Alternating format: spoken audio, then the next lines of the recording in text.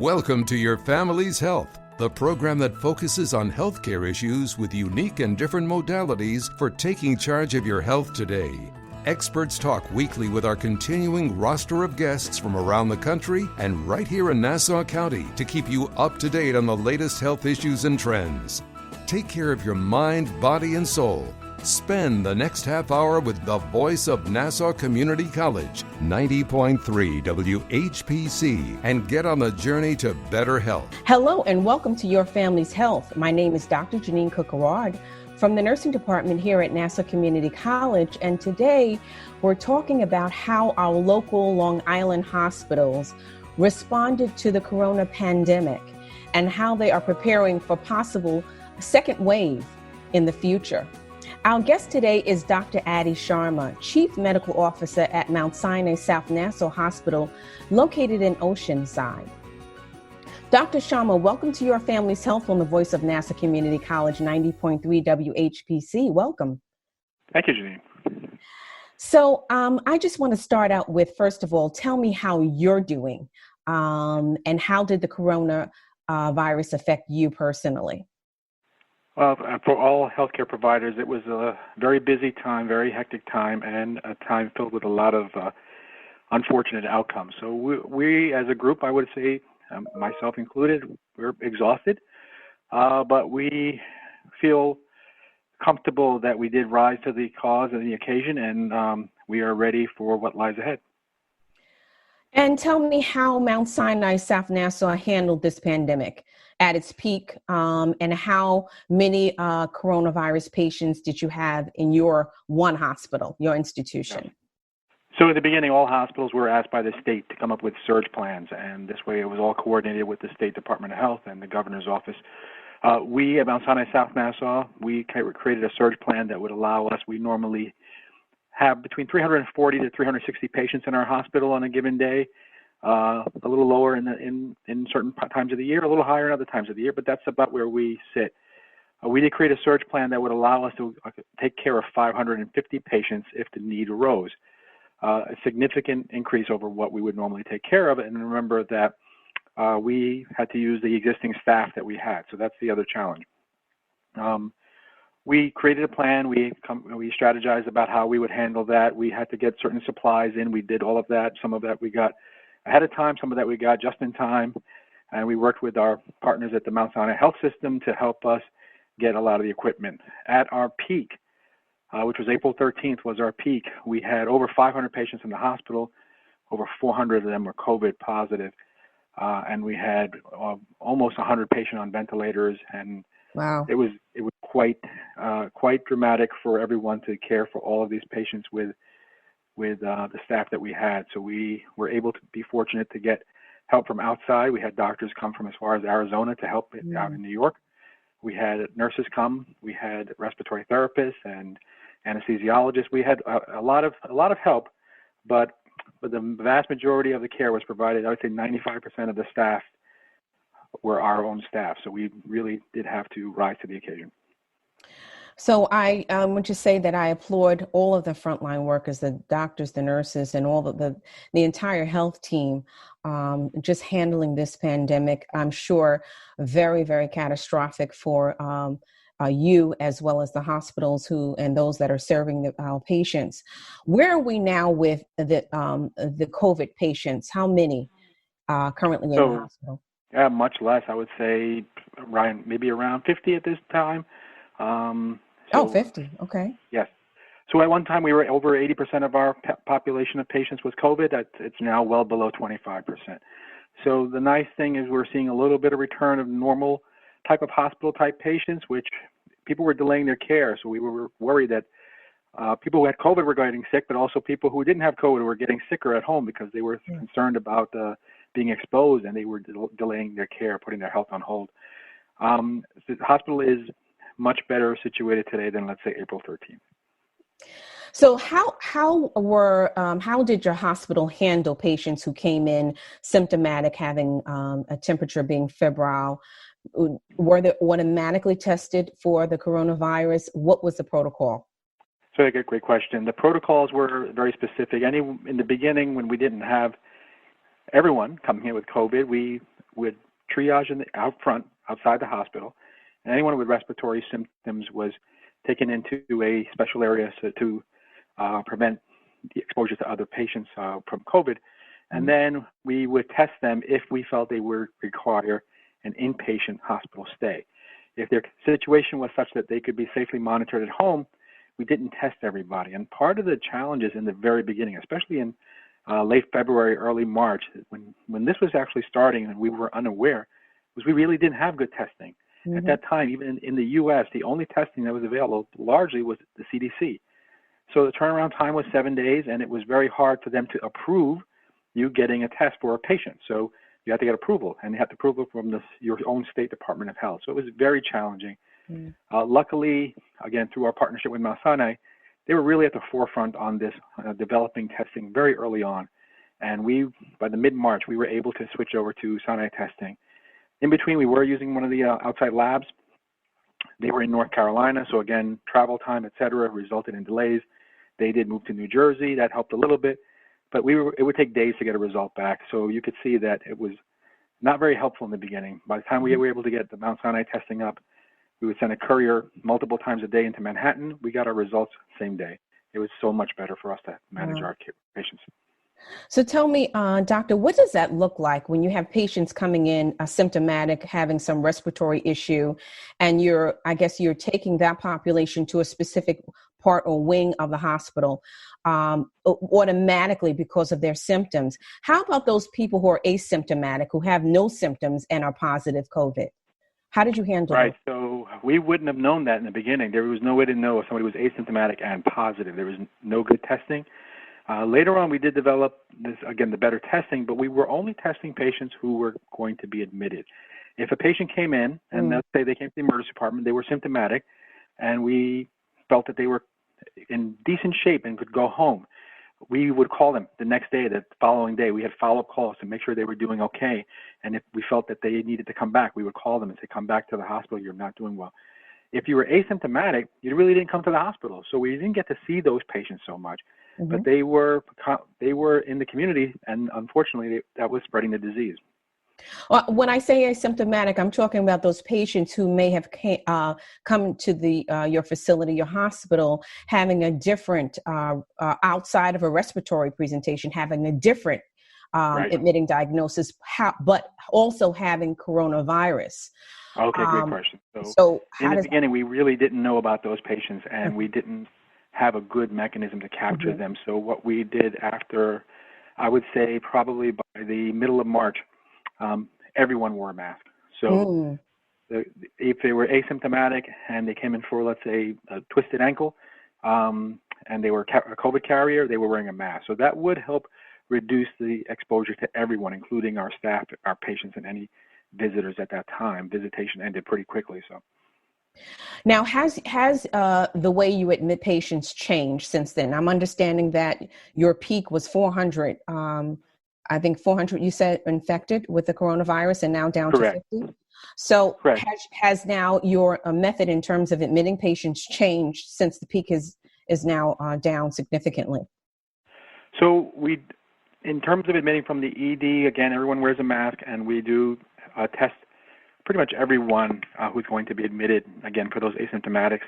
Anyone coming to the hospital for urgent procedures, we're testing them 72 hours, no more than 72 hours before their procedure, so that if they have to come in to have surgery for, let's say, a cancer or something else that's urgent, we are able to make sure that they have a test result also. So our staff know from the patient population that's in the hospital who has a COVID negative test and who has a COVID positive test. So I'm going to ask you a question on the opposite end of the spectrum, and that's the healthcare workers. How were they affected by the coronavirus, being exposed to patients, probably even before the patient, they were aware that the patients were positive for corona? What was the outcome of the healthcare team? We had a number of, that's a good question. We had a number of our staff, unfortunately, get sick. The good news is the vast majority of them did return and were able to continue to work after they had overcome their illness. Sadly, we did lose 3 staff members as a result of the outbreak, and that was very early on. And many of them were probably exposed during that early period when we were not aware that it was here. And did the hospital allow for a certain length of time for the healthcare worker to go home and isolate? Was there a particular protocol in place to say, all right, you stay home 2 weeks, you stay home 1 week? What was the protocol? Yeah, we were following both CDC and New York State Department of Health guidelines on that, which they were never really the same. So each one had a different recommendation. Ultimately, we initially started with a 14-day quarantine. That was common back then. What became obvious was the healthcare front line would be obliterated if we used that number. So they were able to give us better guidance, and we used symptomatology to help drive decision making. So there was a little bit more science behind it than just a 14-day magic number. And we did have a lot of staff, and our employee health and our HR was monitoring all of these staff that were out, and they were not allowed to return to work if they were symptomatic. But once they were 7 days plus 3 without fever, outside of their first day of symptoms, they were able to return to work. And again, everyone at work is wearing a mask. No matter what part of the hospital they're in, they're wearing a mask. So that also helps reduce any risk. And what we found now, since then, we've learned since then, that for the most part, 10 days after your first day of illness, you're not spreading virus anymore. So that's good news. You're listening to Your Family's Health, the voice of Nassau Community College, 90.3 WHBC. My name is Dr. Jeanine Cook-Garard, and today we're talking about how one local hospital dealt with the COVID pandemic. And we're speaking to Dr. Adhi Sharma, Chief Medical Officer at Mount Sinai South Nassau Hospital, located in Oceanside.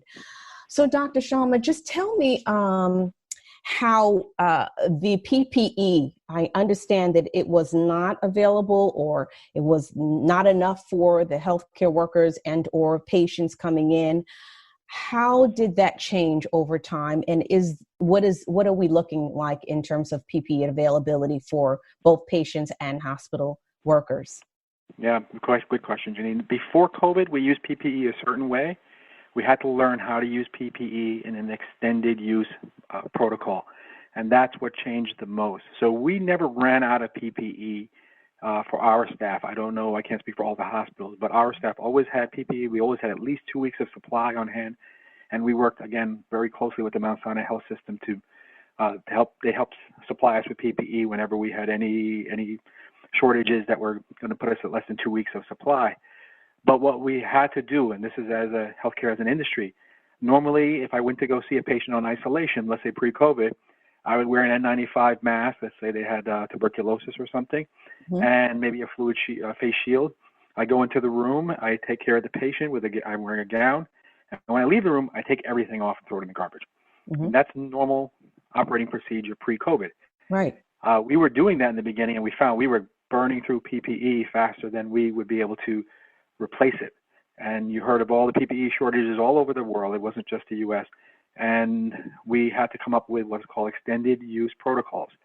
And that meant if you were working on a COVID unit, you got one N95 mask for the day. If it didn't get damaged or soiled, you wore it for the whole day. And then at the end of the day, you took it off and threw it out, and you got a new mask your next shift.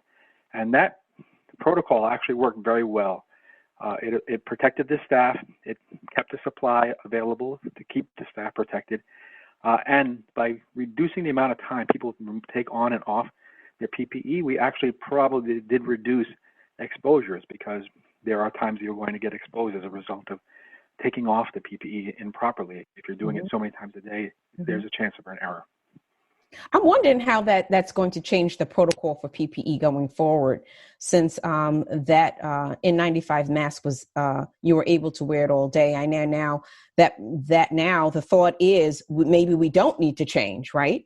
The PPE as frequent as we used to. What are your thoughts about that? Well, I think if you're in a space, the real question is dirty versus clean. Let's use that terminology. Yeah. If I'm going into a space where there's an infectious agent, we'll call that a dirty space. My PPE is protecting my clothes and my person from that infection. Once I step out of that space and I'm in a clean space, now my PPE is exposing everyone else in that clean space to that infection. Right. So historically, we always took what we did was what's called doffing. Right. Because we don't want to expose everybody else. But since the entire unit in our surge was COVID, every single patient was COVID, every single staff member was going in and out of these rooms, we just declare the unit a dirty unit. Okay. And so while you were on the unit, you wore PPE. If you came off the unit to get lunch or break, whatever, that's when you took off your PPE. So I think we will continue to do that to the extent that we have that type of presence.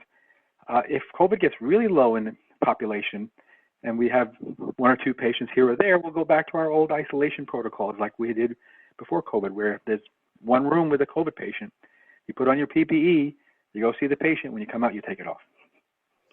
Okay, I'm switching gears here. Another question: what currently is the medication protocol for patients who are positive COVID? So another good question. We did start out like most hospitals using the hydroxychloroquine azithromycin combination. It did not really show that much benefit, and the studies have shown it really doesn't have any benefit for coronavirus. So we have switched over.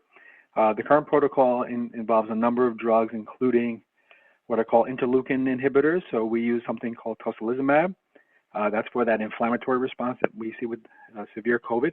Mm-hmm. We do have remdesivir available. This is an antiviral, like the one we use for flu, Tamiflu, people might be familiar with. Right. It's similar to that. We can give that early on for patients who are at higher risk, or for patients that have some more significant disease. We can give that as well. It used to be compassionate use only, but we have the availability now. The FDA approved that.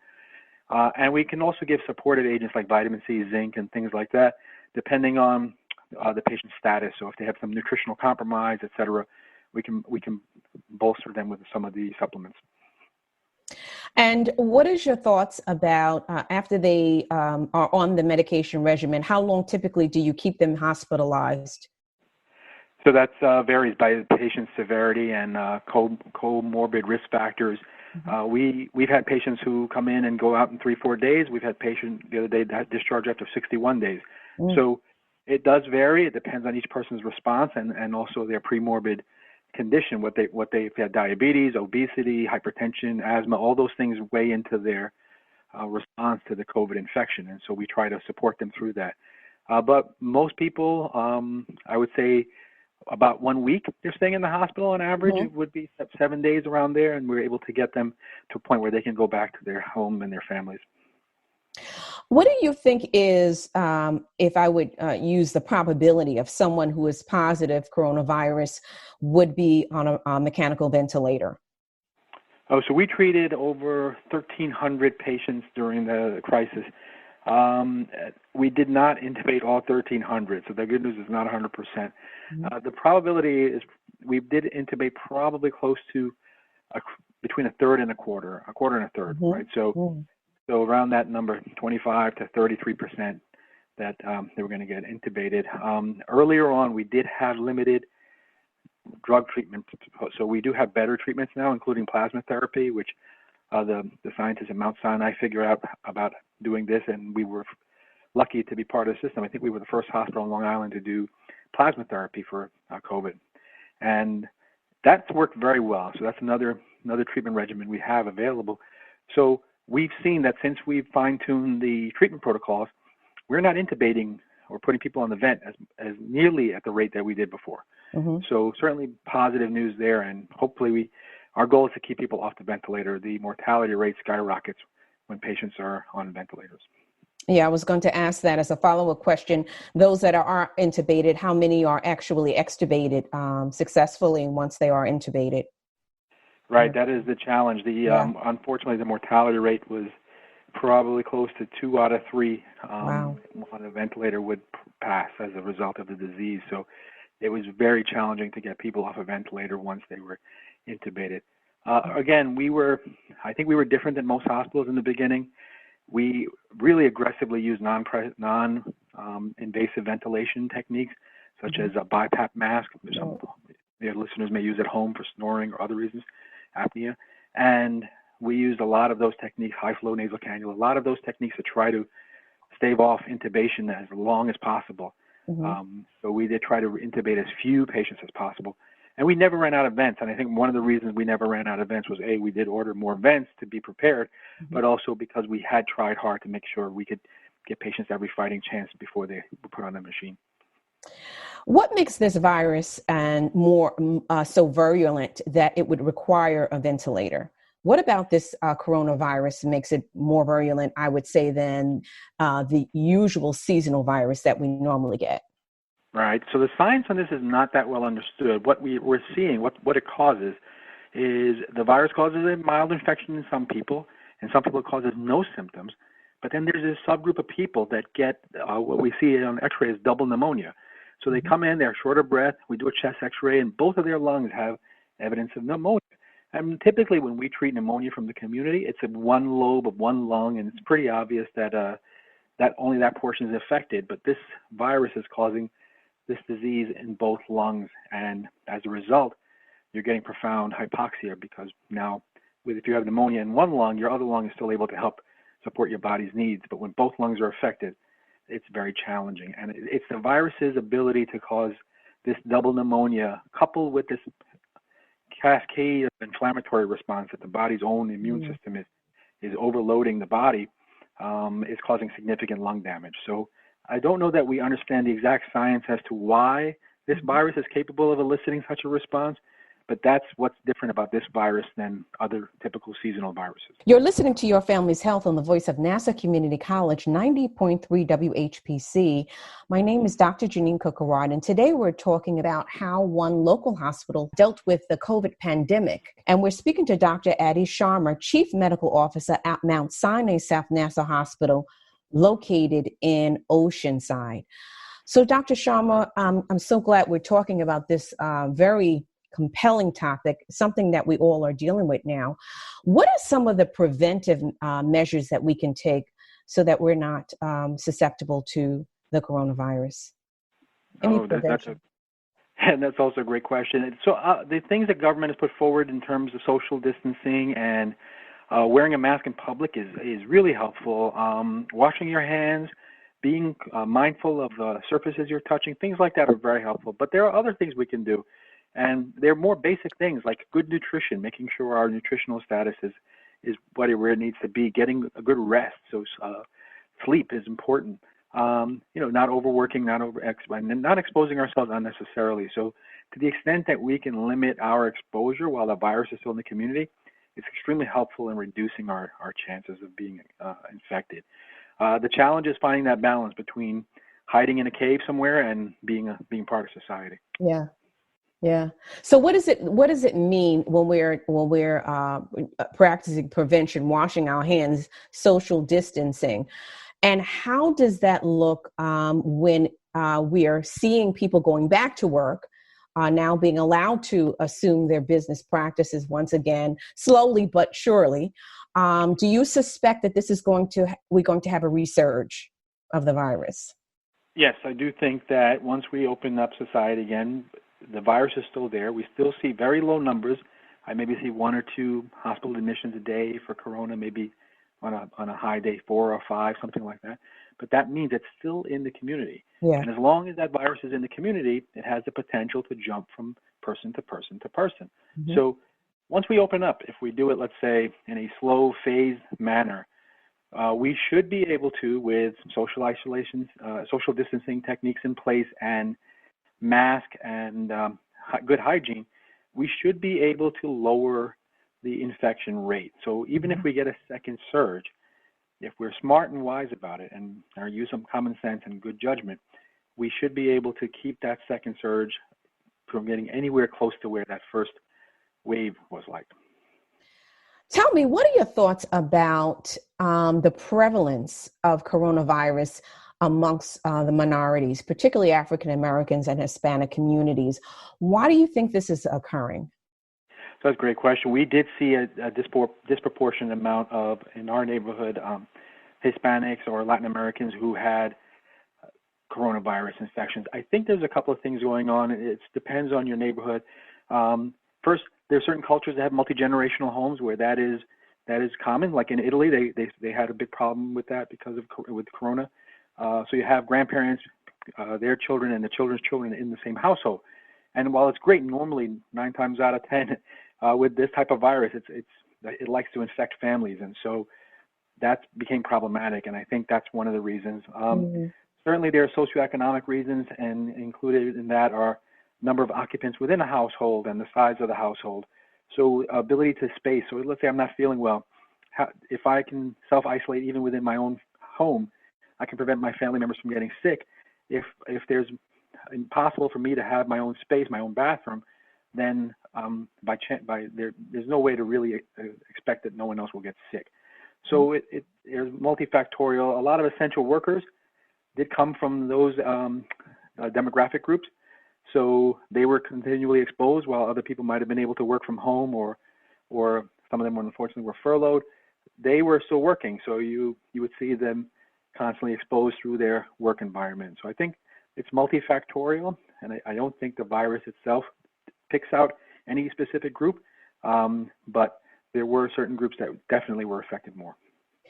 So can you tell me, when would it be necessary for me to call 911 to actually say, I need to go to the hospital? I probably have coronavirus. So just apart from coronavirus, anytime you would normally call 911, we want to encourage people to do that. If you're having chest pain, shortness of breath, somebody looks like they're having a seizure, anything along those lines, you pass out, you should definitely call 911. Don't be afraid to go to the hospital. That's the first thing. The second thing is, for patients with coronavirus, it's very up and down, it's a very roller coaster. If you're unable to catch your breath at a sitting position where you can't even speak without becoming short of breath, you should definitely call 911. So that's one of the biggest issues that we're seeing, is that people are what we call hypoxic, low oxygen. And when you get low oxygen, there's nothing you can do at home to correct that. So you really need to get to the hospital. Other things would be very high fevers, or if you're unable to keep any food down and you're vomiting, then you really need intravenous supplementation. So those are reasons they try to get to the hospital. If you're just body aches and a little bit of a fever and shaking chills, that kind of stuff, and you're able to catch your breathing okay, and you're able to drink your soup and keep it down, you can recover at home. And most people with corona did recover at home. That's the good news. Mm-hmm. Mm-hmm. So I know that, just to end, I know that a lot of people's lives have been affected by someone who has had coronavirus and possibly have passed away, died because of the illness. Does your hospital have any kind of bereavement or groups available that you refer patients or the patients' families to? Yeah, so we have very robust behavioral health, mental health platform, even before Corona. And early on, that team stepped up. They stood up hotlines as well as virtual group meetings. And this was a very devastating time for the nation, and specifically for the areas hard hit. People were unable to see their family members, and they were passing, and there was no closure. It's very, very challenging time. So if you go to our website, southnassau.org, they have links to behavioral health and mental health programs that are designed to support bereavement groups as well as survivor groups and all aspects of mental health. Well, I have to say thank you for being here, Dr. Adhi Sharma, for all the work that you've done. Chief Medical Officer at Mount Sinai South Nassau Hospital, located in Oceanside. Thank you for all the great work you do and for the continued work that Mount Sinai Hospital does. Thank you, and appreciate the comments. This is Dr. Jeanine Cook-Garard from the Nursing Department here at Nassau Community College. And thank you for listening to this week's edition of Your Family's Health. We'd like to get your feedback on your family's health. Send your comments by emailing them to whpc@ncc.edu. Podcasts of today's show are available on iTunes, Android Podcasts, and Spreaker. This program was produced at the studios of Nassau Community College in cooperation with the Nursing Department. Join us next week for another edition of Your Family's Health on the voice of Nassau Community College, 90.3 WHPC.